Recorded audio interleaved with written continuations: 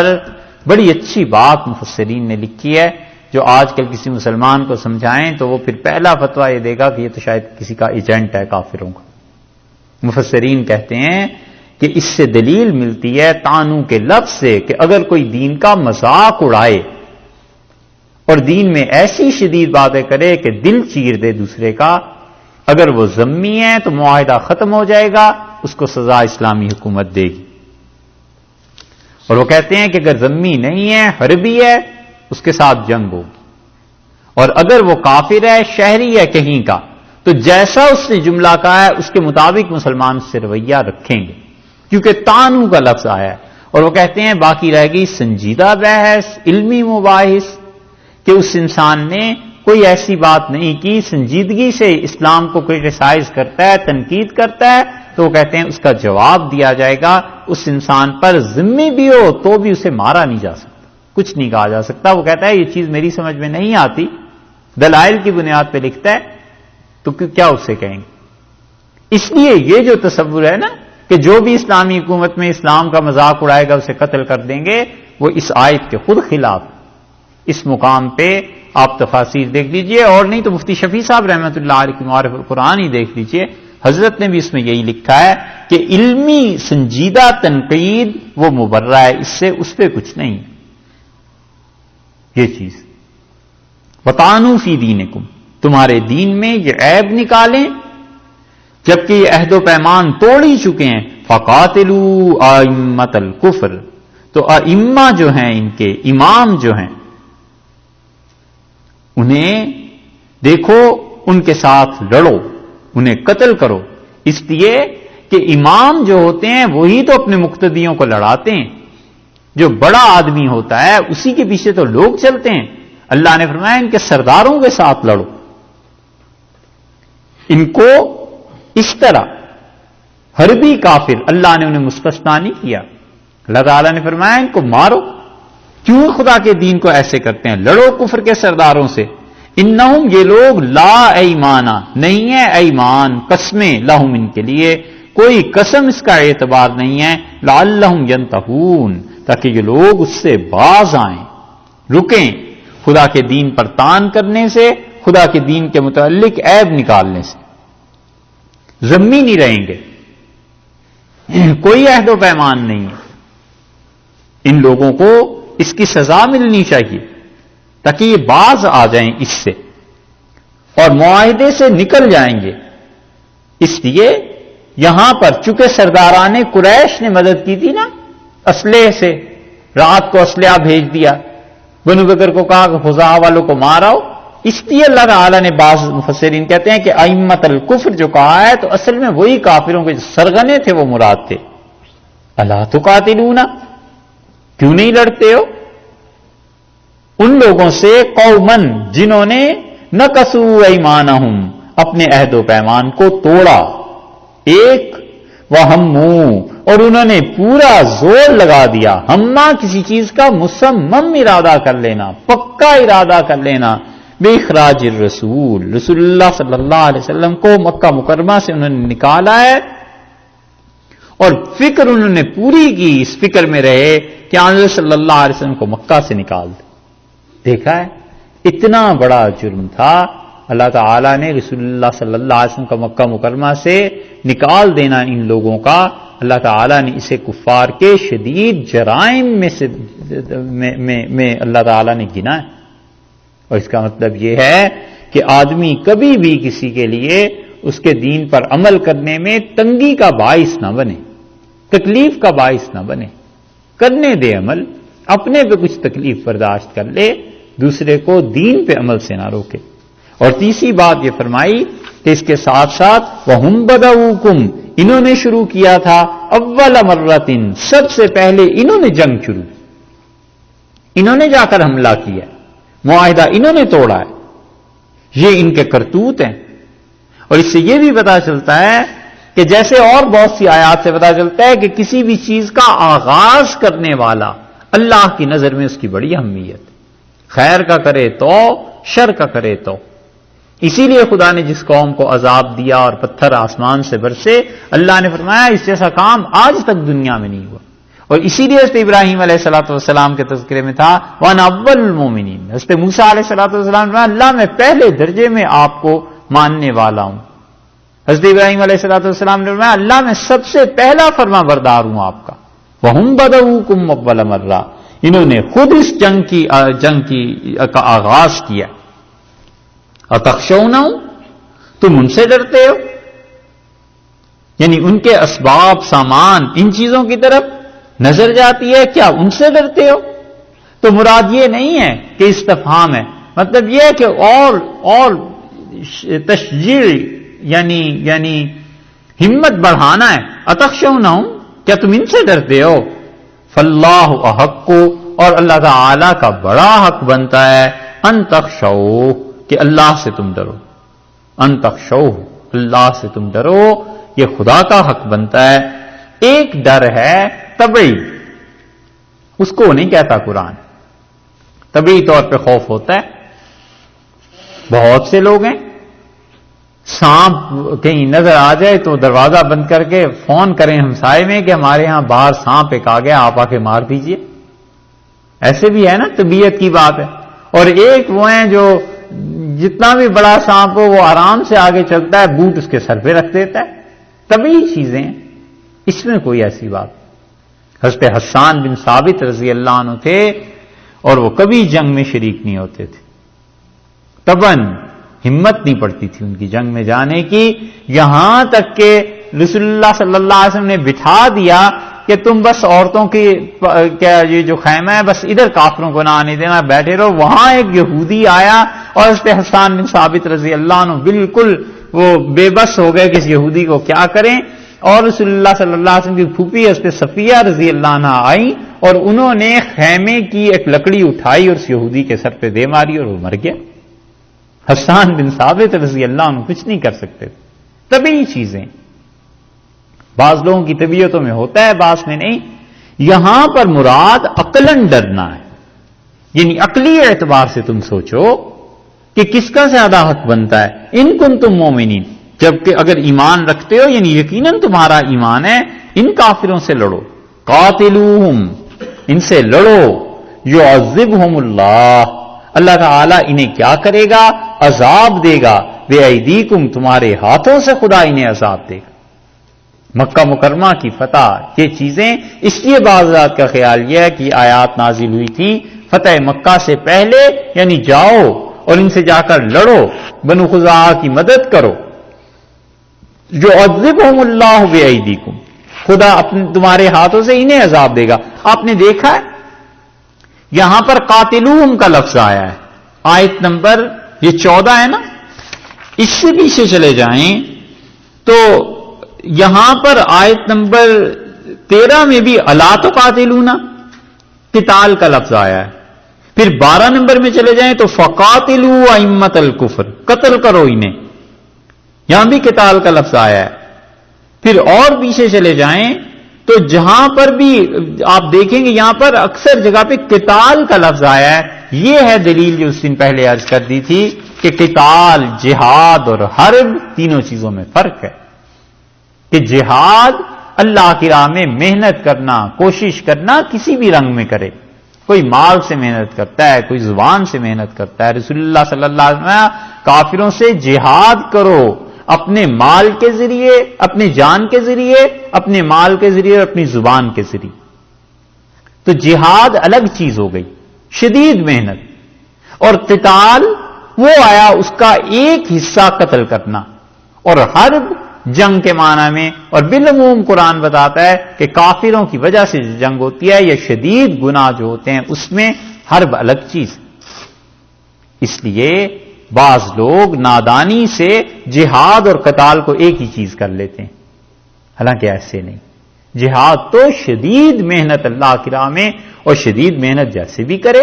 اور قتال قتل کے ساتھ ہے، یعنی کاٹنا، مارنا، لڑنا، وہ ایک الگ چیز ہے، وہ ایک الگ چیز. تو جہاد اور قتال دونوں چیزیں ایک نہیں ہیں.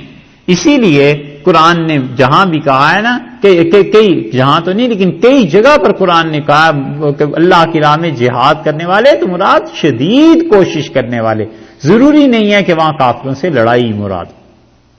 تو اللہ تعالیٰ نے یہاں بھی دیکھیے یہی کہا قاتلوہم، لڑو ان سے، قتل کرو انہیں، یعذبہم اللہ بایدیکم، خدا تمہارے ہاتھوں سے انہیں عذاب دے گا، ویخزیہم، اور دوسری چیز یہ ہے کہ اللہ تعالیٰ انہیں رسوا کرے، وینصرکم، اور مدد کرے علیہم، ان پر اللہ تعالیٰ تمہاری مدد کرے گا۔ اللہ تعالیٰ کی پشت پناہی ہے، خدا کی طرف سے مہربانی ہے تمہارے ساتھ، ویشفی، اور اللہ تعالیٰ کیا کرے، تین چیزیں ہو گئی، ویشفی، اور ٹھنڈا کر دے، صدور قوم مومنین، دل کتنے ہی مسلمان لوگوں کے، دین کی جو مغلوبیت ہے اس سے دکھ ہوتا ہے، اور کفر کی جب مغلوبیت ہوتی ہے اور کافر اور خدا کے دشمن جب ہارتے ہیں کسی میدان میں، ایک مومن آدمی کو طبعاً خوشی ہوتی ہے، طبعی خوشی ہے۔ یہ آ رہا ہے نا موقع، کرکٹ میچ ہے نا، تو ایک طبعی خوشی ہوتی ہے۔ یہ جو خوشی کی چیز ہے نا طبعاً حد میں رہے، یہ ایمان ہی ہے۔ وَيَشْفِ صُدُورَ قَوْمٍ مُّؤْمِنِينَ، اللہ نے فرمایا ان کافروں کے مرنے سے ایمان والی جو ایک قوم ہے ان کے دل ٹھنڈے ہوں۔ کتنے دل مسلمانوں کے، اور صحیح اس لفظ کا ترجمہ اگر کریں نا، صدور تو صدر کی جمع ہوئی نا، اور صدر کہتے ہیں سینے کو، کتنے مسلمانوں کے سینے ٹھنڈے ہوں، یعنی انہیں اطمینان ہو کہ اچھا ہے یہ کافر جو ظلم کرتے تھے آج آئے ہیں نا پھر اس لپیٹ میں، آج آیا ہے اللہ کا عذاب ان پہ بھی۔ اور صحیح ترجمہ اگر کریں تو کتنے ہی مسلمانوں کی قوم میں سے کتنوں کے کلیجے ٹھنڈے ہوں۔ کلیجہ ٹھنڈا ہونا یہ ہے نا محاورہ، عورتوں میں نہیں سنا کہ ایسی بات کی کلیجہ جل گیا، اور کلیجہ ٹھنڈا ہونا چاہیے، ایسے جملے بولتی ہیں نا۔ صدور قوم مومنین، کتنے ایمان والے ہیں، یشفے، شفا پائے، ٹھنڈے کرے اللہ تعالی ایمان والے کتنے ہی مسلمان ہیں ان کے دل۔ اور اس کے ساتھ ساتھ پہلی بات تو یہ کہی کہ اللہ ان کافروں کو تمہارے ہاتھوں سے عذاب دے، دوسرے یہ خدا انہیں رسوا کرے، تیسرے یہ کہ وہ تمہاری مدد کرے، چوتھے یہ کہ تمہارے دل ٹھنڈے ہوں گے اس سے، وَيُذْهِبْ غَيْظَ قُلُوبِهِمْ، اور اللہ تعالی ان مومنین کو یعنی جو مقابلے کی تاب نہیں رکھتے کافروں سے، جو کافروں کے مقابلے میں کچھ نہیں کر سکتے، وَيُذْهِبْ، اللہ تعالیٰ کیا کرے گا، اللہ تعالیٰ ان کے دلوں کی بھڑاس، غیظ قلوبہم، ان کے دلوں کی جلن کو دور کرے۔ جلن غیظ کے معنی میں، لیکن بھڑاس کا لفظ ہے کہ دل کی بھڑاس نکلے مسلمانوں کی، تاکہ ان کافروں پر خدا کا غضب اور خدا کا عذاب نازل ہو۔ یعنی کون مسلمان؟ جو بیچارے لڑ نہیں سکتے، وہ مومنین جو مقابلے کی تاب نہیں رکھتے ہیں، ان مومنین کو اطمینان ہو۔ وَيَتُوبُ اللَّهُ، اور یہ جہاد اس لیے بھی ضروری ہے کہ توبہ ہے جی، اس میں تخصیص کیوں ہے کہ جو لڑ نہیں سکتے، جو جہاد کر رہے ہیں ان کے بھی دلوں کی ٹھنڈک ہو۔ ہاں جی، لیکن زیادہ مفسرین اس لیے اس کو کہتے ہیں کہ یذہب غیظ قلوبہم، اس لیے تخصیص کی کرتے ہیں کہ جو مقابلہ نہیں کر سکتے بیچارے کڑتے رہتے ہیں، تو کڑن جو ہے نا دل کی، وہ جو لڑ رہا ہے اس کو تو چلو دو چار ہاتھ مارنے کا موقع ملا تو اس کا تو تسلی اس طرح بھی ہو جاتی ہے، لیکن جو گھر بیٹھ کے جل رہا ہوتا ہے، نہیں ہے اسباب وسائل یا طبعی طور پہ کمزور ہے یا اور بھی کوئی چیز ہے، اس انسان کا زیادہ مسئلہ بن جاتا ہے۔ وَيُذْهِبْ غَيْظَ قُلُوبِهِمْ، اللہ تعالیٰ اس طرح بھی کرتا ہے۔ اور جہاد میں اور کیا ہے، اس میں قتال میں، وَيَتُوبُ اللَّهُ عَلَىٰ مَن يَشَاءُ، اور اللہ تعالیٰ یتوب اللہ، توبہ کی توفیق دے گا، اللہ جس کو بھی، عَلَىٰ مَن يَشَاءُ، جس کو وہ چاہے گا توبہ کی توفیق دے گا، اور اس ڈر سے وہ اسلام آ کے قبول کر لیں گے۔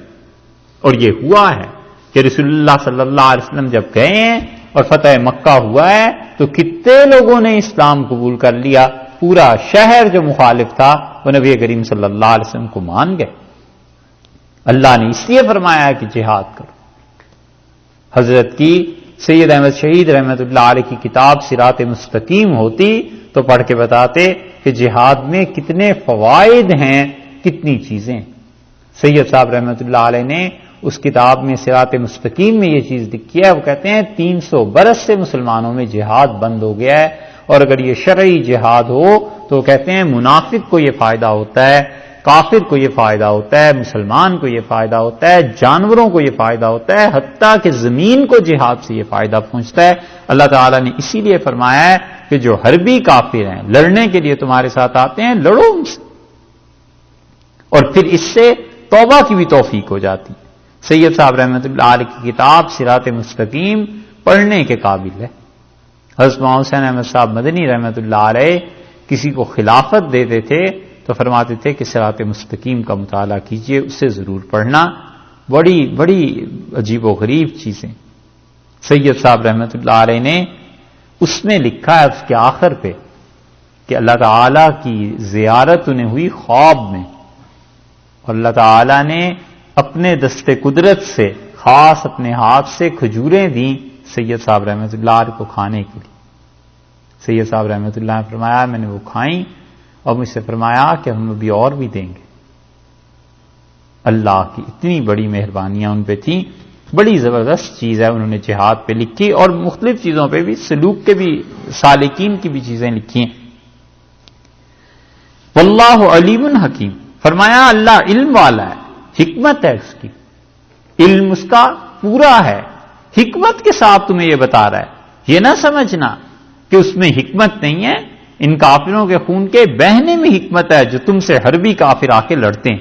ام حسبتم، کیا تم نے یہ گمان کر لیا ہے، ان تترکو، کہ تمہیں چھوڑ دیا جائے گا؟ کیا تم یہ سمجھے بیٹھے ہو کہ تم چھوٹ جاؤ گے؟ ولما، اور ابھی تو یعلم اللہ، اللہ نے معلوم نہیں کیا۔ اللہ تعالیٰ کا علم جو ہے نا، اس کا مطلب یہ نہیں ہوتا کہ اللہ کو پتا نہیں ہے، الیاذ باللہ، یہ تو کوئی مسلمان نہیں اس کا عقیدہ رکھتا ہے۔ اس کا مطلب اللہ نے بھی ظاہر نہیں کیا، اللہ تعالیٰ کے علم میں ہے، وہ علم ابھی ظہور میں نہیں آیا۔ اللہ کو پتا ہے کہ 2010 میں کیا ہونا ہے، مگر اس کا علم 2010 آئے گا تو اس کا ظہور ہوگا نا، وہ پریزنٹ ہوگی چیز جب وہ وقت آئے گا۔ ولما یعلم اللہ، اور ابھی تو اللہ تعالیٰ نے ظاہر نہیں کیا ہے اب تک بھی، کیا چیز ظاہر نہیں کی؟ کہ الذین جاہدوا منکم، تم میں سے کون لوگ ہیں جنہوں نے شدید محنت کی ہے اللہ کی راہ میں، یا یہ کہ جہاد کیا ہے اللہ کی راہ میں۔ ولم یتخذوا، اور ابھی تو وہ وقت بھی نہیں آیا ہے کہ اللہ تعالیٰ نے یہ ظاہر کر دیا ہو کہ ولم یتخذوا، جنہوں نے نہیں بنائے، جنہوں نے نہیں پکڑا، من دون اللہ، اللہ کے علاوہ، ولا رسولہ، اور اللہ کے رسول صلی اللہ علیہ وسلم کے علاوہ، کیا چیز نہیں بنائی؟ وللمؤمنین، اور ایمان والوں کے علاوہ، رضی اللہ عنہ، کیا چیز نہیں بنائی؟ ولیجتن، گہرا دوست، ولجہ، کسی چیز کا داخل ہو جانا، اور ولیج اور ولیجہ، جو چیز داخل ہو جائے، بھید، راز کوئی بتاتا ہے نا، ولیجہ کہتے ہیں اس دوست کو جس پہ آدمی اپنے راز کا انکشاف کر دے، کیونکہ وہ اس کی طبیعت میں اتنا دخیل ہوتا ہے، اس کی محبت اس کے ساتھ اتنی ہوتی ہے۔ بتانا اور ولیجہ، قرآن میں دوسرا لفظ بھی آیا بتانا، بطن کہتے ہیں نا پیٹ کو، تو جسم کا وہ کپڑا جو بطن کے ساتھ ملا ہوا ہو، پیٹ کے ساتھ، وہ چونکہ بالکل جسم سے ملا اور جڑا ہوا ہوتا ہے، اسے بھی بتانا کہتے ہیں، کیونکہ وہ بہت قریب ہوتا ہے۔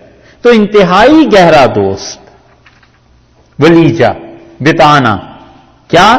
اللہ نے فرمایا ایک تو بھی وہ وقت نہیں آیا کہ خدا نے یہ ظاہر کیا ہو کہ تم میں سے کون ہے جو جہاد کرتا ہے، ایک، اور نہ ہی ابھی تک یہ ظاہر ہوا ہے کہ جس آدمی نے اللہ اور اس کے رسول صلی اللہ علیہ وسلم اور مومنین یعنی صحابہ رضی اللہ عنہ کے علاوہ ولیجہ، کس کو اپنا انتہائی گہرا دوست بنایا، کس کو اپنا بھیدی بنایا ہے، اللہ نے کبھی یہ ظاہر ہی نہیں کیا۔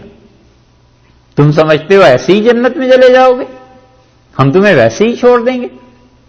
اسی لیے ایک جگہ پہ فرمایا احسب الناس ان یترکوا ان یقولوا آمنا، کیا بس لوگوں کو اس بات پر ہم چھوڑ دیں کہ انہوں نے کہا لا الہ الا اللہ، ایمان لایا، وہم لا یفتنون، اور کوئی ان کی آزمائش نہ ہو؟ اللہ نے کہا یقیناً ہم آزمائیں، اس لیے جس انسان کا دین آزمائش پہ نہیں نہ چڑھا، بھٹی پہ، پناہ تو اللہ ہی کی مانگنی چاہیے، مگر حالات ایسے ہو جاتے ہیں کہ انسان اپنے دین کے لیے بڑی مشکلات میں پڑ جاتا ہے تو پھر جا کر دین پکا ہوتا ہے. کسی کو کسی چیز میں ڈال دیتے ہیں، کسی کو جسمانی چیز پہنچ جاتی ہے، کسی انسان کو مال کی چیز پہنچ جاتی ہے، دشمنوں کا غلبہ ہو جاتا ہے، گھر میں ناچاکی ہو جاتی ہے، الزامات لگ جایا کرتے ہیں. ان ساری چیزوں میں سے کسی نہ کسی چیز سے جب آدمی گزرتا ہے تو اصل میں وہ بھٹی پہ چڑھایا ہوا ہوتا ہے کہ رنگ پکا ہو جائے. کٹھالی پہ چڑھا دیتے ہیں کہ سونے سے کھوٹ نکل جائے. بس وہ جب اتر آتا ہے نا ایک بار کٹھالی سے، پھر زندگی بھر کے لیے اللہ کا فضل ایسا ہو جاتا ہے وہ پھر ٹھیک بھی ہو جایا کرتا ہے. گزرنا ہے بھٹی سے ہر آدمی نے جس کے ساتھ اللہ کا تعلق اور محبت ہے. اب اللہ تعالیٰ کیسے گزارتے ہیں یہ اللہ ہی کو علم ہے. اور مانگے اللہ سے ہمیشہ ہی خیر، کبھی بھی تمنا بھی نہ کرے بھول کے بھی کہ خدا کسی آزمائش میں ڈالے، الیاذ باللہ بڑی چیز ہے. اس لیے کہ جب امتحان میں آدمی آتا ہے تو پھر تو پریشانی ہو ہی جاتی ہے، مگر زندگی میں ایسی چیزیں آتی ہیں ضرور. اللہ نے فرمایا ابھی تک تو ہم نے یہی ظاہر نہیں کیا کہ تم میں سے کون اللہ، اس کے رسول اور صحابہ کرام رضی اللہ عنہ کا بھیدی اور دوست ہے اور کون ان کے علاوہ ہے. واللہ خبیر، اور اللہ تعالیٰ کو خوب خبر ہے، وہ غافل نہیں ہے، سب خبر ہے اسے بما تعملون، جو عمل تم کرتے ہو، یعنی اپنی دوستیاں اور دشمنیاں جن جن کے ساتھ تم لگا رہے ہو، اللہ کو ان ساری چیزوں کی خبر ہے.